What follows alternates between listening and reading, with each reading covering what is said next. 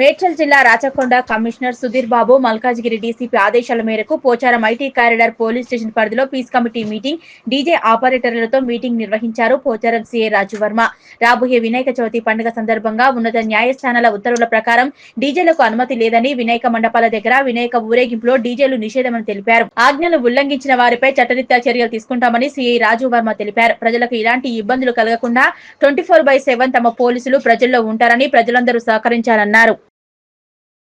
అదేవిధంగా ఈరోజు డీజే ఆపరేటర్లకు ఎవరైతే ఉన్నారో వాళ్ళందరూ కూడా మా దగ్గరకు రావడం జరిగింది.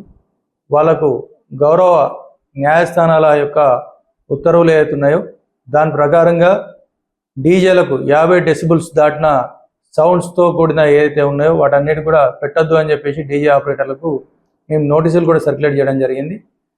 ఆ విధంగా ఒకవేళ వాంటర్లీ చేస్తే మాత్రం ఖచ్చితంగా చట్టరీత్యా చర్యలు తీసుకోబడతాయని చెప్పేసి కూడా వాళ్ళని హెచ్చరించడం జరిగింది.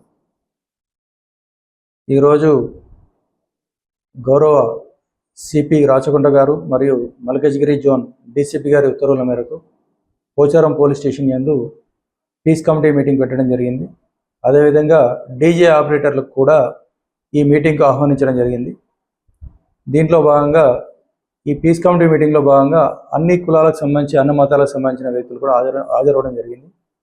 దీంట్లో రాబోయే మనకు వినాయక చవితి ఉత్సవాలకు సంబంధించిన విషయాలలో మనం తీసుకోవాల్సిన జాగ్రత్తలు ఏ విధంగా ఉండాలి అనేది క్లియర్గా వాళ్ళందరికీ వివరించడం జరిగింది.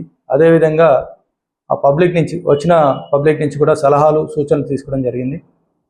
దీనిలో భాగంగా క్లియర్గా మనం ఈ వినాయక నిమజ్జనం సమయంలో కానీ వినాయక విగ్రహాల ప్రతిష్టాపన సమయంలో కానీ మండప నిర్వాహకులకు ఏ విధంగా ఉండాలి అనేది వివరించడం జరిగింది. దానిలో భాగంగా ఇవాళ మేము మీటింగ్ కండక్ట్ చేసుకోవడం జరిగింది.